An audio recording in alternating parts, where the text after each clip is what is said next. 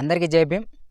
గత ప్రభుత్వ హయాంలో టీడీపీ అధినేత నారా చంద్రబాబు నాయుడు గారు జైలు పాలైన సమయంలో జనసేన అధినేత హోదాలో పవన్ కళ్యాణ్ గారు టీడీపీ పార్టీకి చంద్రబాబు నాయుడు గారికి అండగా నిలిచారు. ఆ సమయంలో టీడీపీ పార్టీకి సంబంధించిన నేతలు, టీడీపీ పార్టీకి సంబంధించిన మీడియా ఆయన మీద ఒక విపరీతమైన పొగడ్తలు పొగిడారు. సీన్ కట్ చేస్తే ఇప్పుడు పవన్ కళ్యాణ్ గారి మీద టీడీపీ పార్టీకి సంబంధించిన మీడియాలు ఆయన మీద ఒక విపరీతమైన కథనాలు, విమర్శలు చేస్తూ రాస్తున్నారు.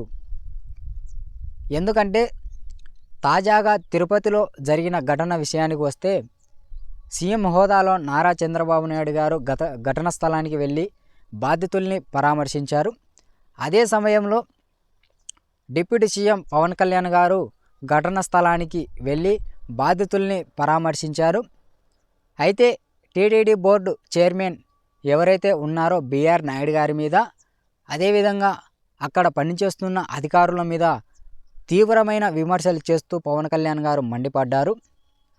ఇప్పుడు పవన్ కళ్యాణ్ వెర్స్ బిఆర్ నాయుడు అన్నట్లుగా మారిపోయింది. ఎందుకంటే పవన్ కళ్యాణ్ గారు ప్రభుత్వం తరపున బాధితులకి మాదే తప్పు అని ఒప్పుకున్నారు. అదే సమయంలో టీటీడీ బోర్డు చైర్మన్ బిఆర్ నాయుడుతో సహా బాధితులకి క్షమాపణ చెప్పించారు. అయితే అంతకంటే ముందు బిఆర్ నాయుడు గారు ఎవరో చెప్తే నేను వాళ్లకు క్షమాపణ చెప్పాలా అని బిఆర్ నాయుడు గారు అన్నారు. ఏదేమైనప్పటికీ బిఆర్ నాయుడు గారు బాధితులకి క్షమాపణ చెప్పారు. టీడీపీ పార్టీ మీడియాకు సంబంధించి ఒక ఈగో హట్ అయినట్టు తెలుస్తోంది.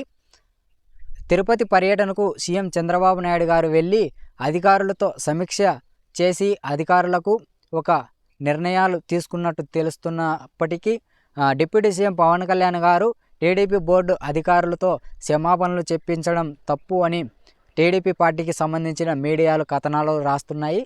అయితే రాబోయే కాలంలో భవిష్యత్తులో ఏం జరగబోతుందనే చర్చ జరుగుతోంది.